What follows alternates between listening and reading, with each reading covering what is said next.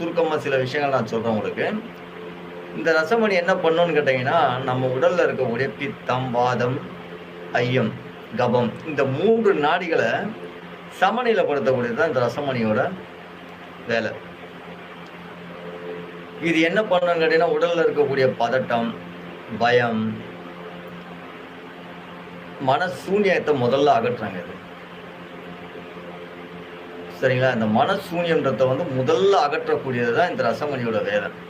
இது என்ன ஆகுன்னு கேட்டீங்கன்னா, உடல்ல எங்கெங்கெல்லாம் அந்த செல்கள் நகராம இருக்கோ அந்த இடத்தெல்லாம் இந்த ரசமணி இந்த வைப்ரேஷன் உடம்புல அந்த பதட்டத்தை தட்டி விட்டுக்கிட்டு, அந்த நரம்பை தட்டி விட்டு என்ன பண்ணுன்னு கேட்டீங்கன்னா, அங்கங்க தள்ளிவிடும்.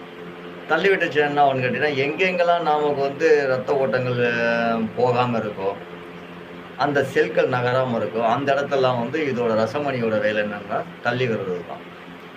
சரிங்களா? இது இதுல நம்ம அந்த ரசமணில நிறைய மருத்துவ குணங்கள் இருக்கு. அது மட்டும் இல்லாம இந்த ரசமணி நம்மோட சுத்தி இருக்கக்கூடிய ரேடியேஷனை அது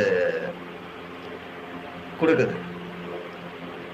ஏன்னா இந்த ரசமணின்றது நம்ம சிந்தனையில் என்ன இருக்கோ அதை ஆக்டிவேட் பண்ணி விட்டுரும். நம்ம சிந்தனையில் நம்ம எண்ணத்தில் என்ன இருக்கோ அதை அதிகமாக்கி விடும். அப்போ நம்ம என்ன பண்ணணும்னா, அந்த ரசமணி நம்ம வச்சுட்டு இருக்கும் போதோ இல்லை நம்ம உடலில் கட்டிட்டு இருக்கும் போதோ நம்ம என்ன பண்ணணும்னு கேட்டிங்கன்னா, நமக்கு நல்ல சிந்தனை நம்ம வளர்த்துக்கணும்.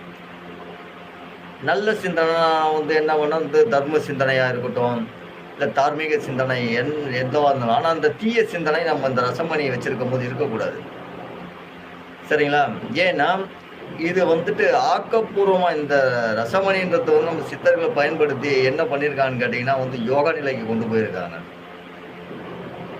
சரிங்களா? இந்த ரசமணி என்ன ஆகுன்னு கேட்டீங்கன்னா, நாம ஏதாவது ஒன்று தவறா பண்ணிட்டோம், ஏதோ